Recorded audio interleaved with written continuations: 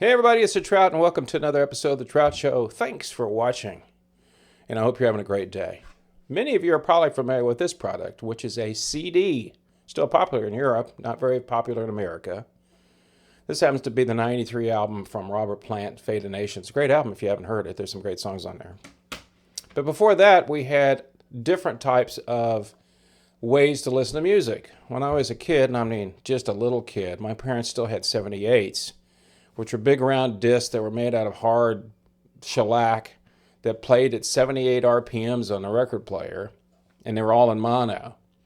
Then came along the LPs, which stood for long playing, which these were made out of plastic or vinyl, which we call now, and they played at 33 and a third RPMs on your record player. And after that, it was 45s, which you could do two songs on, one on both sides. Then we went to 8 tracks, which were just a fun thing to listen to. They didn't last long because they were so a painful thing to fast forward and all that stuff. But I had those in my car. Then we went to cassettes, and then we went to CDs, and you know where we are now, streaming. But what's interesting is a lot of people have gone back to wanting vinyl, which is what they call it now. Plastic records is really what it is, pressed so you could play them on a record player. And today, in this episode, I talked to one of the few people and companies that make vinyl records. And luckily, they're right here in North Texas and Addison, Texas. They're called Handdrawn Pressings. Dustin Blocker is the guy, one of the people that started the company, and he was kind enough to sit down and talk about the process of how they make vinyl records now and how many people still want them. And I mean, if you go out and buy one, they're like $30 a piece. I was telling Dustin, I said, I remember my first stereo album I had. I got it for Christmas in 1965. I won't tell you how old it was. It's called Beatles 65. Great album. It was in stereo, and it was not like stereo nowadays. Everything was on one side, drums on one side, vocals. It was kind of weird, but that's the way they did it back then. But today's story is about how Dustin and his partners came along and said, we want to start making vinyl records. Now, you wouldn't think that really be popular, but his company, Handdrawn Pressings, is running 24/7, 365. That's how more popular vinyl records have become. So I hope you enjoy this episode. It's kind of geeky because it's one of those things we get into how they actually make vinyl records. Hasn't changed any. It does the same thing. But to me, it's very interesting how this process still continues after, 80 years of coming along, or 70 years that they started making records like that. So sit back and enjoy this episode, and I hope you enjoy it with Dustin at Handdrawn Records. But of course, before we get to that, if you like this channel, give me a thumbs up. If you like this video, subscribe. So up next, Dustin Blocker, Handdrawn Pressings, talking about how vinyl records are making a comeback all over the world. That's next on The Trout Show. Are you a musician? Yeah. So I was a singer in a band for 17 years. Exit 380 was actually out of Denton, which I Oh yeah, believe is because where you're out of. 380. Sure, yeah. Yeah. So I started. It was a college band to begin with, and guess what? We went to UNT, North Texas, and Yeah. we were real creative. Yeah, we were the guitarist and I at the time were driving back and forth to work, and the billboards. There was like a billboard in Louisville, I think it was, and it said something about Exit 380, and I was like, oh, that's a good name for a band. And so originally it was kind of a way to have roots and where you're from, and but yeah, we played 17 years. I had most of the same guys in the band Wow. What did you for all that play? time, What which did is you, what kind crazy. of music? What kind of music and what did you play in the band? Or were you just Yep. singing? So I was a singer, and kind of the guy that did everything as far as like scheduling rehearsals and keeping everybody lined out and booking shows and all that good stuff. The fun stuff. So that was kind of the background of getting all those kind of weird pieces and messes kind of cleaned up. That all started back in the singing after right at the tail end of college, and then yeah, ended shoot, I mean 7-8 years ago stopped doing that, and I sing at churches and stuff locally in Texas now, and that's as much as I get on stage anymore, which is kind of nice. Get to sleep at night Yeah. and all that. Yeah. Kind of with owning Yeah. a business, sleep as much as you can. So you did that. You obviously made some money at it, I assume, because you wouldn't have done it for Yep, 17 years. How big an area yep, did you yep. travel? Oh, we traveled all through the U.S. Mainly, within about 5 states. This was kind of our bread and butter, all through the South, and all the way up to Kansas from Texas. We'd kind of hit Texas and back. But yeah, for 3, 4 years, I didn't even have a regular job besides singing in a band. Right? We do as much. It was a rock and roll band for the most part. As we got a little bit older and started having wives and kids, it kind of got a little Yep. softer and started bringing out ukuleles and banjos and harmonicas and whatever. Um, but yeah, that whole journey actually led to how we got to vinyl, which is the business that I'm in now. So it was just that necessity to record my own stuff. It's funny because when I look at vinyl, that's what I grew up on. Sure. So my parents, when they had their records, they started out with 78s, which weren't Hmm. vinyl. They were made of whatever Yeah, shellac. Bakelite or shellac, yeah, whatever. Yeah, that's right. Yeah. So my mom and dad had an old 78 player, and I'd play stuff there was just stuff from the 50s and stuff like that. And then when the 33s came along, that's what everybody was buying. That's right. I've been through so many different types of music, and then and everybody, I couldn't, as a kid, my first stereo album was Beatles 65 because it was in stereo. Hmm. And I'm like, oh my God, it's stereo. No You more know? mono. Yeah, yeah, yeah. And of course, back then they mixed everything to one side. All the drums are on the right, all the That's singers on right. the left, and it's like, oh, well, I it's love stereo. it. And then, They still recorded in 4 tracks. That's right. yeah, They they were were still doing four recording 4 tracks. tracks. And when they did Sergeant Pepper's, they did 8, but then they put them together, which probably was a nightmare to try to sync those things. That's right. Um, and then as cassettes came along, I would then get a vinyl, get a record, and then I'd record it on cassettes because that's what I had in my car. Well, That's actually, right. I'm sorry, before that was 8-track. So we had the 8-track Uh-huh. players, and it took you like 5 minutes to get fast forward to the 3 songs that you wanted to hear. That's And right. little 5x7 speakers in the car, and we thought that sounded cool. And then we went to cassettes because then I'd take the record out of the jacket, play it one time, take my record cleaner, disc, I think it was called disc cleaner or whatever it was called, Uh-huh. Uh-huh. record it once and I put it back. That way I wouldn't Yeah. have the vinyl or Oh, anything like time that. you touched it. That's fun. That's funny that you hit a couple things in there. One was 8 tracks. That was my childhood, right? Yeah. Vinyl was it was still around. I was born in '79, so by the time I start remembering recorded music, it was the 8 tracks, Barry Manilow in the back of the station wagon, right? Um, and then the yeah, and then the cassettes. That was my older brother. He's I had 2 older brothers, 8, 9 years older than me, Yeah. and so they were real heavy into Genesis and all that, and they had those tapes, and then you started mixtapes. That was the whole thing. Yeah, I But never then you, did that, but I knew people that did. Yeah, I remember when the oh yeah, mixtapes that was in the 80s when that came in. recording off the radio. You record the radio. Yeah. And so now here we are, decades later. When did you start the vinyl company then? The record company?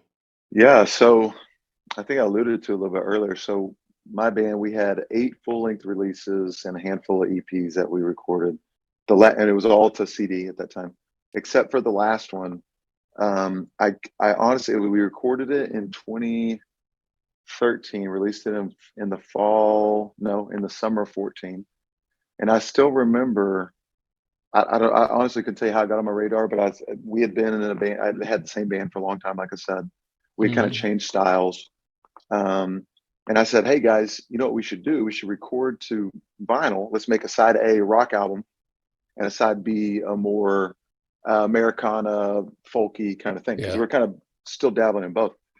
And so everybody loved the idea because we had kind of gotten away from that harder edge rock. I don't know if it was hard edge, but electric guitars and singing loud and all that fun Right. stuff. And so it was still fun, right? And I wanted us to have some fun. And so I thought, let's do it on that format. That would be fun. So what was interesting though, so we recorded, we spent, a year or whatever in the studio, Yeah. 10 months, I think. And then I went to go find, now it's time to make it. Couldn't find anywhere to make it in the Mm-mm. States. Nope. Couldn't do it. This is 2014. So oddly enough, I was working at a corporation at the time in Richardson, and my now business partner, we were hanging out eating lunch together. I was still playing live, and he was a big music fan, and he knew I had started a record label. I started in 2011. That's Handdrawn Records. So Handdrawn Pressing hadn't wasn't even a thought yet. So he Right. goes, "Hey, you're in the music business, right?" I was like, "Yeah, I have a little label." And he goes, "Is there any money in it?" I go, No. "No." I go, "There's going to be in vinyl though." He's like, "What are you talking about?" So I was basically told him, "Come, I'm telling you, there was nowhere to get it. Like I knew I wanted it. I couldn't even tell you honestly why I knew I wanted it, or there weren't even like there are now Crosley record players at Walmart and all that. There was no way to even get a record player No. No. back in 2014. But I was like, it's growing. It's this thing. I've been watching it, and I just went through the troubles of trying to get one made. And the product came out okay, and I'm not super happy with it. And I wish that I had a service that I could have used that would have been better. And that's really what the original business model, if you were, it was how do we solve that problem?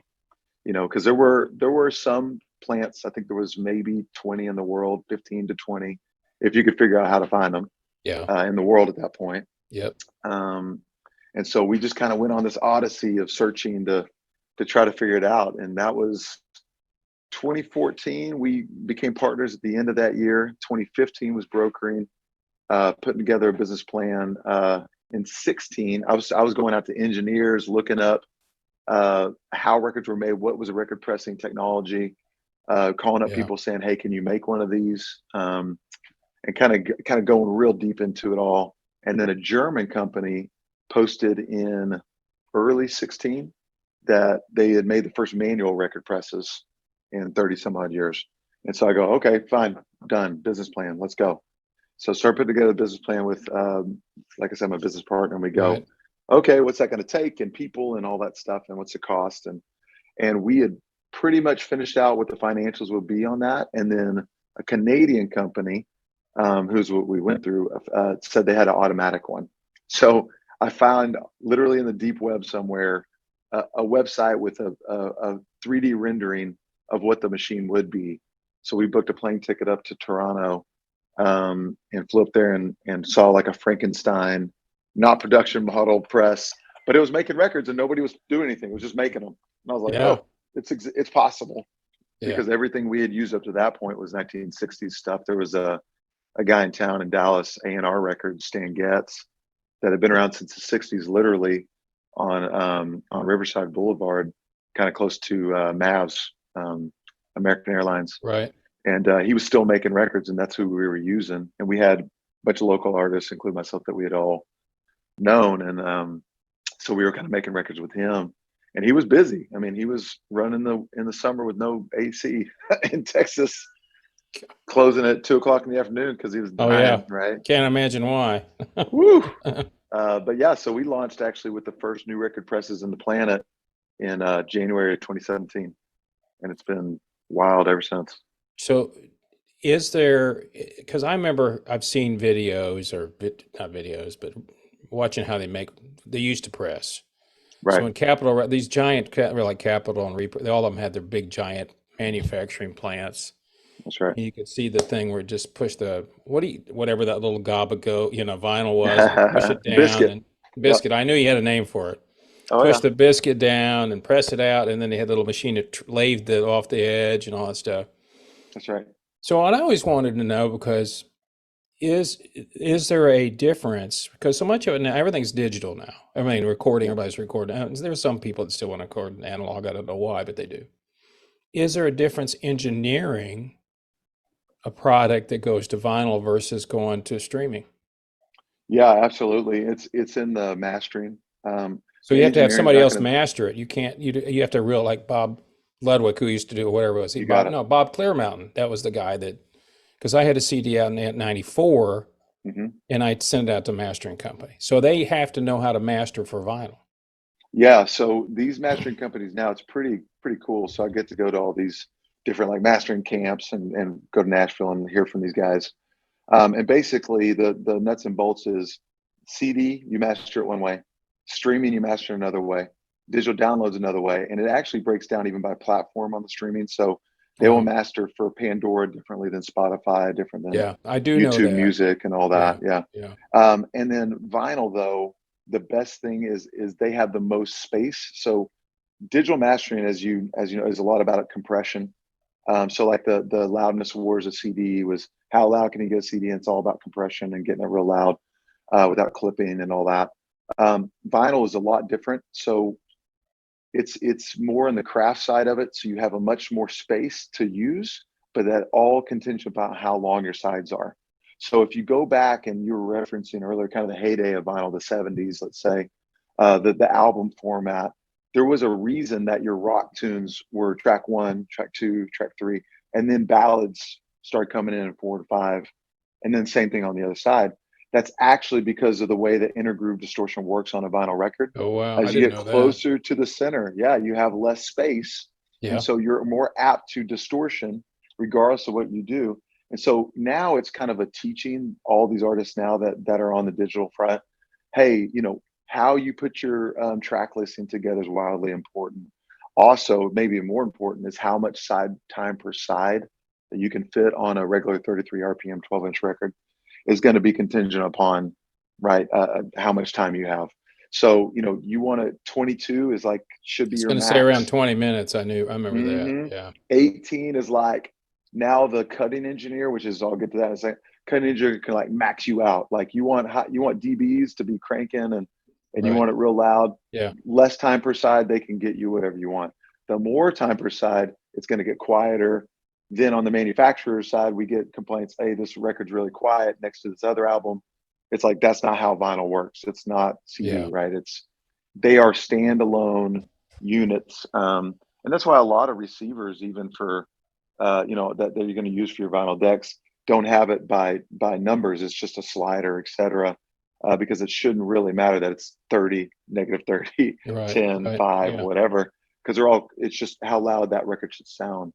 Because they're all wildly different. But to answer the question, the engineers or the mastering engineers, they effectively shouldn't put very much compression on, and that allows the cutting engineer, which is the second actual person, Mm-hmm. to cut in real time your masters into a physical disc, which then through a series of processes comes to us as a pressing plant to then stamp out your records in mass.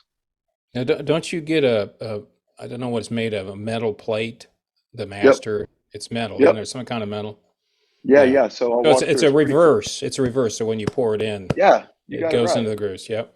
Yeah, yeah. So I'll walk through. It's pretty easy to think about. So you have, okay, you said it earlier, you could do it on tape, you could do it on digital. Right. You send it to us. We send it to a studio. Okay.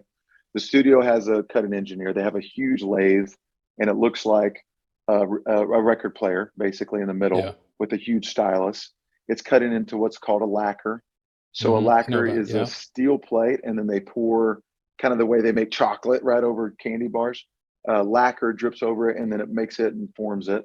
And it's a super clean, shiny, record looking surface. And it's Mm-hmm. larger than a record, typically 14 inches. And then they cut in real time. This your side A, and that's one lacquer they put to the side. Side B, they cut in real time, put it to the side. Then they take it and they do electroplating. So they take it and spray it with a thin deal of silver Mm-hmm. nitrate, and then Okay. they put it into baths of nickel. So these hard nickel pellets, actually through electroplating, get formed onto that lacquer. Mm. Then when they're finished after a couple hours, they literally peel it off, and you have what you just said, the negative or the inverse, Right. and that's your master. And then from that, you make your duplicates of the master, and those are the inverse of that. So it's just the opposite, opposite, opposite. We get the opposite at the plant. It's called a stamper because we're stamping into the Right. plastic. Yeah. So then we get in these nickel stampers, and they break after about 1,000 units. So if we're running 10,000 unit project, we need 10 sets of stampers, right? Well. And we physically put them into the machine, and they look like silver records, Yeah. or a platinum I've record seen right them. on a Yeah. wall. Yeah. Yeah. Yeah. And That would be then, the platinum yeah, record. the That's platinum, what the exactly, platinum. That's what it would exactly. be. So you have, so then in the record press, it's actually 3 machines. It's pretty cool to see. You guys can look this up on YouTube or whatever, and we have bunches of videos of it. So you're going to do an extruder. So it's electrical heat. You're melting down all these little tiny pieces of plastic into what's called a biscuit or a puck. It comes into the press, and then a pin drops and holds it in place along with the two center labels, right? So those are actually not stickers. They're actual center labels, are paper. Their So the paper. I paper knew has to that. withstand the heat. Yeah. Yeah. So the paper comes in, the pin drops through, and so it's side A, audio A, side B, and the paper deal, and then the pin holds it. And then as the press closes, that's the second part of the machine, the plastic, it squeezes out from the Mm-hmm. middle. Yeah. And so you have it's a little, the records are thicker in the middle than they are on the outer diameters. And then the last part of the machine, the third part, is the trimming station. And you alluded to it, that in the old days, a physical person would pick it up on a manual press and take it and put on another machine and hit go, and it trims off the excess. In our presses, that's automatic. So a swing arm grabs the unfinished record, drops it, a knife cuts it, then another arm grabs it and drops it onto a spindle for cooling. And that's it. I mean, as soon as it drops, it goes from 300 degrees puck down to room temperature like that, because in the press, you're doing super hot steam and chilled water. Within about 30 seconds, you have a record. Do That's the you, process, and it's always been the same. Yeah, yeah. So here's a question as a producer myself. Do sure. you lose any fidelity going from one to the next type of, So the you got four different types. I assume you're losing something in there. And if that's yeah, true, then the engineers would have to know that and have to fix it when they're mastering. They have to think about that even when they're doing that, I assume too, right? you're talking about on the digital masters going to the Well, cutter. so you said you make the first one, Mm. then you Oh, make right, right, another right. copy of that, and then you make another copy of that. Are you losing Oh, fidelity? no, No, you no. don't Oddly lose it. enough, so when that master, that it could be called a father or a mother. Okay, Okay. we don't have to get in the weeds about Yeah, that, yeah, but yeah. I understand. I understand. um, so that, well, I'll say master, just easier to conceptualize. So that master itself, once it's into metal, it's good to go. You can typically rip off stampers to make about 100,000 units off of Oh wow, one, wow. what's called the mother or the master, right? Yeah. Um, so that leads to things like very, very popular pressings. Let's just use, I don't know, Led Zeppelin 4. There's a reason now why on Discogs the Japanese pressing or the English pressing or the French, whatever, is wildly sought after, because back in those days, and even to this day, if you were going to make runs that large, that mother can only last for X amount of stampers being ripped off before that mother's destroyed. So Right. just like the stampers get destroyed in our record presses, the mother, through transfer, it gets torn apart too. That's probably why it's called a mother. Probably having a lot of babies is kind of hard on a woman, right? Sure. And so it's just hard on the mother. And so it's just Yeah. hard on it, and eventually is no good. So you have to go back and cut another master. And so since it's a human cutting it, maybe it's a different human cutting it, and he cuts it different. Oh He wow. cuts it hotter than the last guy. Yeah. And so that's why you'll hear Zeppelin 4, it's a hot cut. Oh, Ah. I want that one. It's $1,000 versus this other one's only 600 Right. bucks or whatever. Oh And wow. it's the original pressing, never been opened. And it's because it was cut by a different guy 5 years after the original, or 6 months after the original, because they're making them millions and millions and millions of these discs. And they literally have to just recut it and start back over and start back over and start back over. That's just amazing to me. And and you think about when I grew up on that, I used to buy albums because I'd go with a friend of mine, we'd go buy albums to look at the cover. We'd look at the cover and go, "Oh, that sounds like good. Let's go buy it." And Sure. sometimes it sucked. I'll just be honest, it Of sucked. course. You're getting and going like, "Well, these people suck." Or you That's get right. one, you buy the album for a song and the rest of the album, 11 All the time. songs, 10 of them suck, and one, the big famous song is really big, and the That's rest of right. them like, man, what were they doing the rest of the time? But I didn't know. I mean, because records were so cheap. I Yeah, mean, relative to what people were making. sure. So, and even though I understand, I've seen the microscopic grooves, I still don't get it. I mean, I've seen how Yeah. the undulations and all that stuff, and I'm going like, I don't get it. So I don't get it Yeah. radio either. So it's like, I don't understand it. You know what I mean? well, well, you know what? Digital, I can get. It's like 1 and 0, 1 and 0, 1 and 0. And, Yeah. Well, go I ahead. was gonna say, no. I think what's funny about that is you nailed it. Is when people, well, young people, say young people, when they see a waveform on a computer screen, Yeah. that's actually the It's, visual representation of what a groove looks like in a record. yeah. Yep. That's digital is a representation of everything physical, That's and that's true. where they got that idea of it doing this. Is that that's what it looked like when you look through a microscope. That's what it goes. It goes left and right. So the up side to side is left and right, and how far the needle goes down is the low end to the high end. How's it work? I have asked Yeah. Edison. I have no. He's the one that came up with it. it doesn't make it. It's crazy. I can even understand how maybe sound waves could come out of something like that, but Yeah. how can a human voice be duplicated? It doesn't make any sense. Well, and you know what people spent money on back in the 70s, even in the 60s, really turned into a much more audiophile in the late 60s, early 70s, when you had people like Yeah. Macintosh and people go, I'm not getting a solid state. I'm going to get a tube amp to run this. And my cartridge to and then you're going to get direct drive turntable.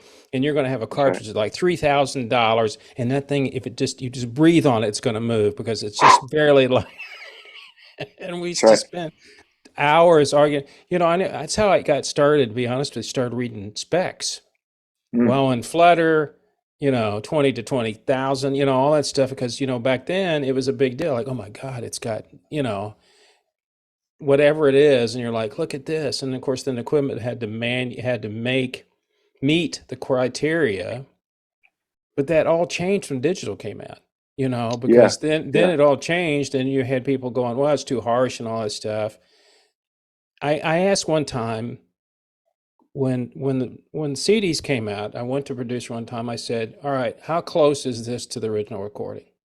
Mm, This is before I went in the studio. He says, "Well, it's kind of close." So mm, then I went in the studio in '94 and recorded for my first album. And I'm sitting there, and I think I came back after I had my CD and put it in, and that's when I found, you could tell the difference. It was like you're sure. listening to the master right there, and now you put the CD on, it loses at something. Now you don't know that Yeah. Yeah. until you're listening to it next to each other. That's right. So I had no idea that this process was so complicated, because I mean, when I grew up, there's millions of records. I mean, that's what you sold. Why did you think, going into this business, that you saw a need? And more importantly, why do you think that there are people now going? I mean, they're not people my age. These are younger people buying vinyl. What is it about it now? They're grabbing a hold of that. Not the artist, but the person that listens to it. What do you think drives them to that now? Yeah, it's a great question. I mean, we talk about this all the time, and the consensus is pretty. I have my own personal opinion. I mean, I think that the young generation, the iPhone has now been out long enough that they've grown up with music in their hand Right. and maybe in their car, and depending on what their parents' car or their own car sound system sounded like, that's as good as it was going to be. And Yeah. especially backing up maybe even 5 years ago, before you had lossless and all that and streaming, you had Pandora and all that. So you were listening. If you put on an MP3, it's like squished down to here in the middle of your dash if you're Yep. driving down the road, Yep. as opposed to an actual WAV file, which is over here. So, and now CD players don't even exist in new cars, by the way, and hadn't for the last 5, 8 years. I It's know. unbelievable. Oh, It's like if you were on the radio, oh my goodness, oh my Lord oh, Almighty, you were the big oh. time. It was huge. Yeah, we had a local radio station would play our stuff, and we had a TV. We even had a TV station here that would, it was Mark Cuban's network at the time in Dallas, and it would play our music videos, and I was just like, this is crazy. But yeah, to I think you're exactly on the right track. The young people drive it because their knowledge of music was this small thing, like I said, in the middle of their dash or off their phone as they're holding it to their phone. And when they finally went to a concert for the first time, they go, "Whoa, this is what music can sound like." Now, then the closest accurate representation of studio or a live concert experience is a vinyl record, and especially if you have even a decent setup, you Yeah. hear things that you literally can't hear Yeah. otherwise, and you go, "Wow!" I mean, and so I think that drives it in a big way. I remember even um, this had to be almost 10 years ago. I remember putting Rocket Man, Elton John's Rocket Man, on a turntable, and it's just a decent setup. And I mean, how many times in your life you heard Rocket Man? Oh One yeah, good Mike. billion. Yeah. In the Gazillion. mall and when Yeah. malls used to exist, all that. Yeah.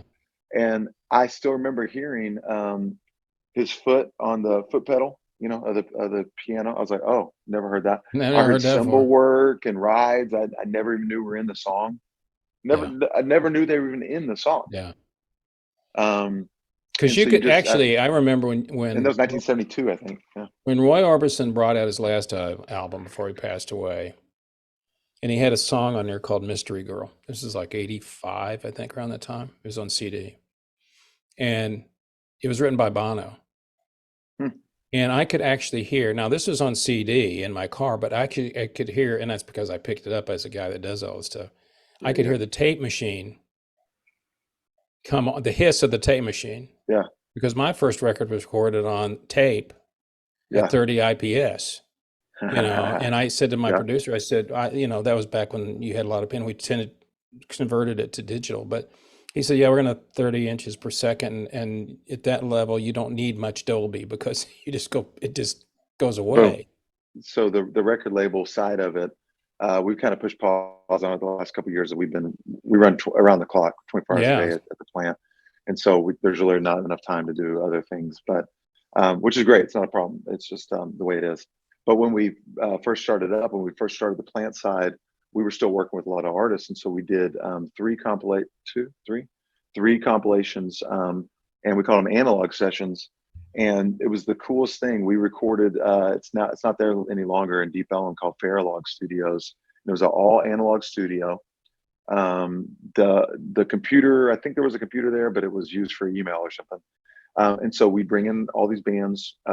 They'd record direct to tape, and then sitting there for the mixing and mastering process. So there was no mixing because you had to get it right the first time. We'd bring the band in, do a couple sound checks. Right. When they had it right, That this was is it. live. Yeah. That's it. Go for it. And then I remember the mixing side, which was really cutting what track was track 1, 2, 3, 4, 5, like we Hmm. talked about earlier. How you had to be really thoughtful and mindful of it. Was the longest because I mean it was literally a guy. The engineer would sit there with a razor blade, cutting, putting leader tape in, cutting, putting leader tape in. If there's any mistakes, sorry about you. That's staying in. And it was the coolest process. And then we took that to our friends at Welcome 1979 in Nashville, and they also are analog and they do cutting and plating in house. And they did it direct, never touched the computer. Came right to us at the pressing plant. We pressed it, and we only made limited copies. And it's been gone for years, and we probably should remake it. But it was just the coolest process that never touched a computer. It's so warm. The mastering didn't exist. It was literally the cutting engineer was the Yeah. mastering engineer, and just that process. And it was, you said it earlier, a pain. Talk about tough recording to tape. And I think artists still do it because they like the challenge. In the sphere of everybody can sit with a laptop, hit a couple buttons, and become a YouTube star or whatever. Yeah. I think people still like to work for things. I think people like to make it hard on themselves because then they earn it. And that's kind of what vinyl represents. That's what analog in general represents. And You that's know what? probably why people buy it in droves. Is it true? And this is what I've always heard. It's hard to get the actual pellets. That was one of the problems I'd heard at one time was trying to get the actual vinyl pellets. Well, it's not really vinyl, is it? What is it actually made out of? Is it poly? No, it is. Yeah, yeah, yeah. Polyvinyl chloride. That's Okay. correct. So, Is it hard to get um, that now? Has that changed?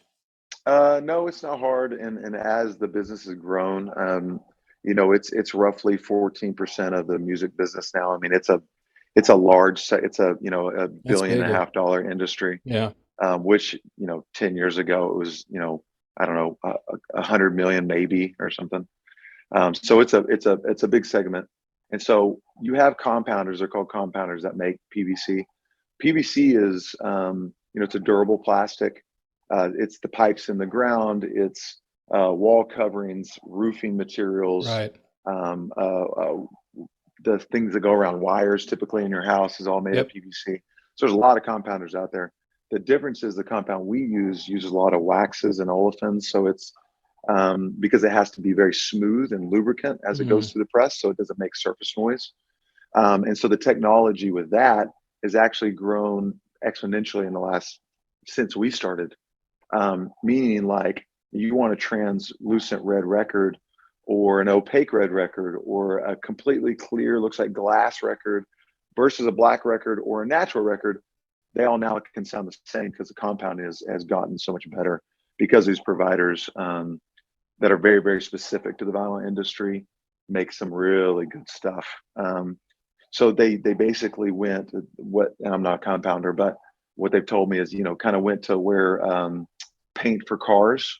So Hmm. think about how much that's changed in the Oh last yeah. 10 years, Huge. right? It's huge. Yeah. Yeah. Right. And so the way that they can get more and more granular with it allows for those pigments to not make as many issues for what we do. So, there's a lot of complications in record pressing. I mean, it's an insane. If you were to say like, "Hey, start this as a business," you're a crazy person. It is insanely difficult to make a good record, and just the equipment side and the personnel and all the training. And it's very craft oriented. It takes years and years to learn, and it's insanely expensive, prohibitively, really, if you can't run really high volumes. So, all that said is not to like crush anybody's dreams that is watching this or whatever, but No. But they just need to know. just I know mean, that's yeah, how it is. And so what you're talking about, like PVC being hard to find, guys that can make really good plates, like what we talked about, right. the actual lacquers themselves. I mean, there was a huge lacquer fire in 2019 there was only one US based lacquer manufacturer, and there was one in Japan, two in the world. And Okay. one of them That's set burnt. to one on burned down to the ground in California. So it was $1.5 billion industry based on, if you can't start the process, you can't end the process, right? No, If you no. can't get a lacquer, you can't cut a lacquer. I can't get a plate. I can't make anything. We all go bye-bye overnight, right? One fire. But people found out and they solved the problem. It's just how this business is. We break There's a something need here. now. You got to There's a have need. local guys. You break stuff. There's only two press manufacturers on the planet, right? That actually make record presses. Oh, So wow. guess what? If one of those guys go out, or if they Yeah. can't get parts for 6 months, or we can't get another record press we wanted, or we can't get parts to fix the broken one that we broke last week or whatever. And by the way, we break stuff every about 4 hours. So that kind of Wow. tells you how crazy that is. Do you, You have and to I'm have sure, in-house people fix it. So yeah, I was going to say investors are not going to jump on it until they figure out what's going to happen. I'm sure. I mean, if you got, they're going to sit back and go, yeah, this looks good, but we've already been through 72 different generations of what people listen to as far as that goes. All right, so yeah, let me ask you a technical or logistic question. This is another thing they sure, told me. I come to sure. you and I go, Dustin, I'm going to get an album out. I need, let's say 10,000. Let's just pick that number out. I give you the order. How long is it going to be before I get it? Yep. So it does not actually matter 10,000, 300, It doesn't matter. 500,000. Okay. Doesn't matter. Um, well, let me back up. Anything over 10,000, it could matter just for how Okay, but I long it just picked that physically number or takes. whatever. Yeah, Yeah. okay. Yeah. But let's say it's 10,000 and under, all the way down to 300. Right. The fastest you're going to get is 8 weeks from the Well, time that's that not you bad. actually That's give me not the bad. stuff. That's Yeah, not it bad. was, by the way, in September last year, it was 8 months. I knew that because people had told me that. The artists That's I've right. dealt with, I'd say, "Oh, and we're going to bring it on vinyl," but I had to, let's see, our record came out. We're going to have to wait till it's January. We're going to have to Yep. release it in October. Why? Because the vinyl takes me that long to get. Yeah. So last year, in about the September time period, we were booking June for this year. And we were So turning what's away a lot of. changed? What's changed? So there's been more providers. So there's effectively six really huge plants on the planet, and they all doubled down and got huge and bigger. They went from huge to more huge.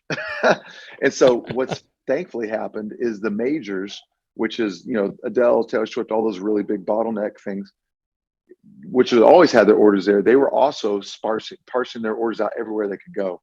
There were so many COVID albums was one that all these artists were locked up for such a long period of time. When they Yeah. came out of it, they Yeah. had more material than they ever had. Yep. That was part Yep. one. Supply chain was part two. You couldn't Yep. get this, you couldn't get that. Everything Yep. slowed down.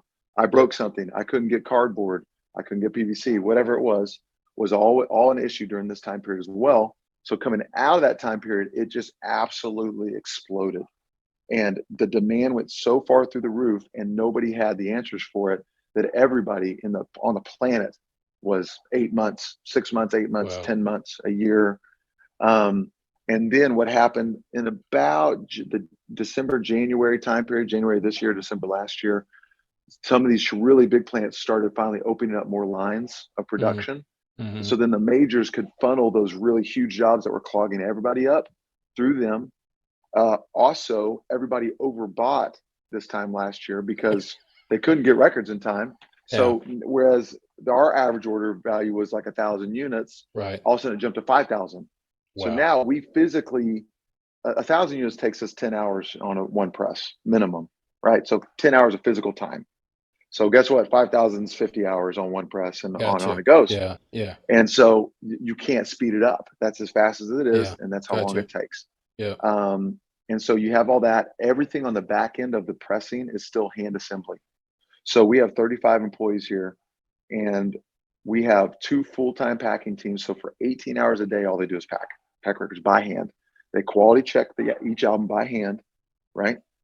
Put it, sleeve it by hand, jacket it by hand, With goes on a with white rack. gloves on. I bet you they all have Actually, gloves on. Yeah. black rubber Black glove. gloves actually, Black because actually. white leaves white Oh, residue. okay. So they have to have gloves on. Yeah, yeah. Yeah, And then latex gloves so you and so non-latex. Yeah, so I'm an artist and I go, oh, I want to do this.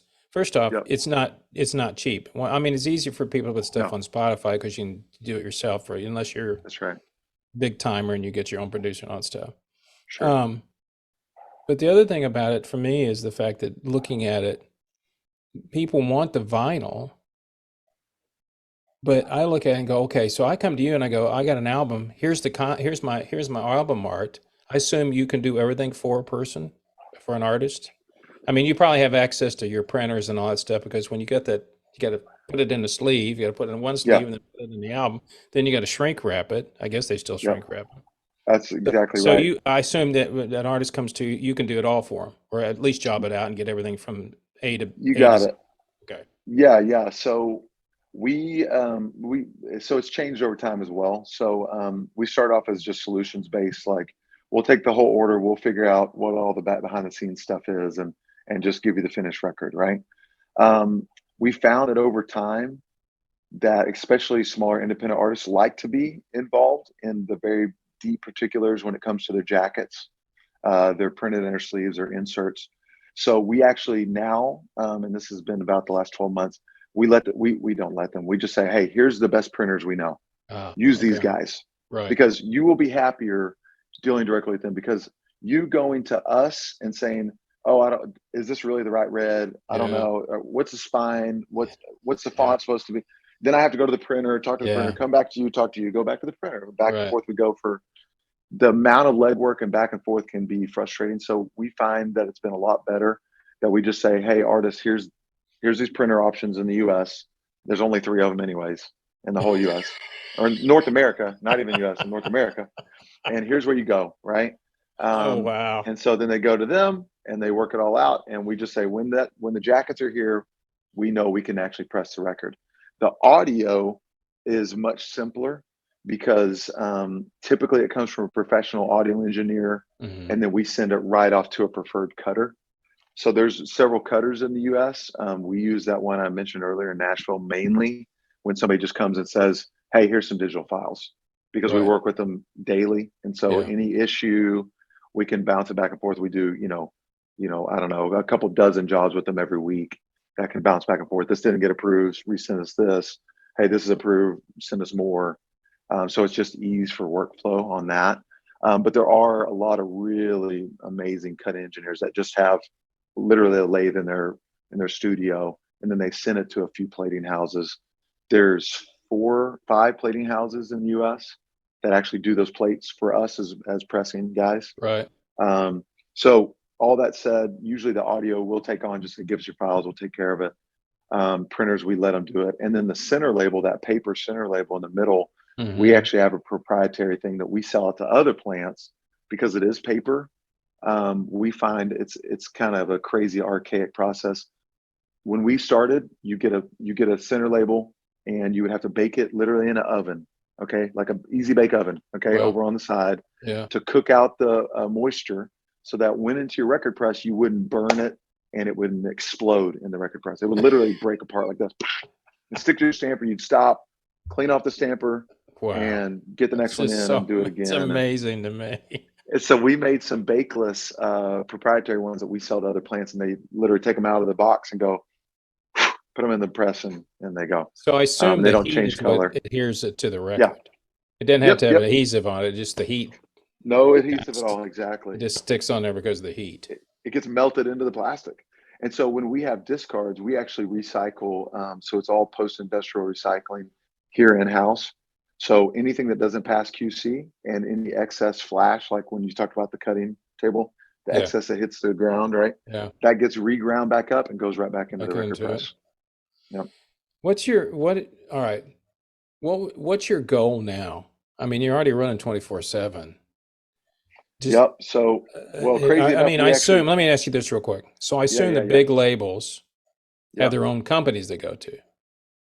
yeah, What are you searching for in your niche, so to speak, in your business model that you have?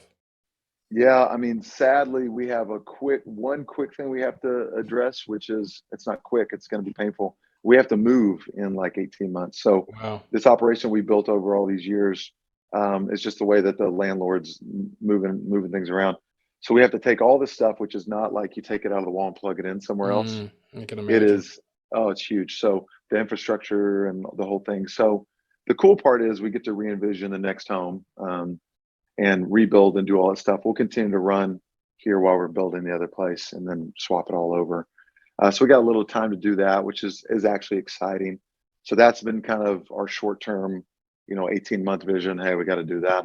Right. But on the long term, yeah, I mean, I think we doubled and tripled 4 times in the last 2.5 years. So before that move, we were going to be done doing that. Now that we have to move financially, you go, well, we might as well just grow a little bit again because Yeah. it's so expensive to move. You might as well add a couple more lines. Right. So we'll probably grow a little bit. We do a good mix of major indies, touring artists, small artists, and a little bit of major label work too.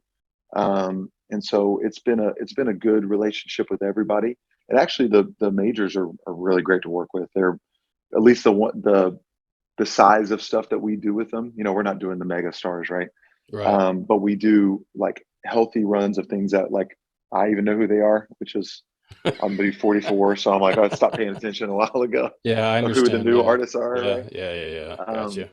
but it's been pretty fun. So just keep continue to grow with those guys. I mean, our big focus early on was just I said it earlier, like solving the problem, right? And then the backside of that has just been now it's just communication and quality. Like we're really well known as like a very high quality provider. We're more expensive than most pressing plants because of that. But we literally pay, we're just one at a time. And so it's laborious. It's a lot of people, a lot of, like I said, craft. I've said that a few times, but it's not a just hit go and they're spitting out and then they're out the door. I mean, they're on the floor for a long time after they're made, being checked, inspected, so that we don't get returns. The customers aren't unhappy. Their customers, which is the actual music fan, isn't unhappy with them. It's just we don't let anything leave that has a pop or a hiss or is off center or wobbly or Well, not only that, people are paying 30 it's a bucks big or deal. whatever it is for an album, at least. So Absolutely. it's not, they're not buying, they're not, like you said, Pandora, they're not download, putting on a playlist. It's a I can big listen to, deall You're the man. Thank all you. right. Thanks so much. Take care. We'll see you. Bye. Bye bye.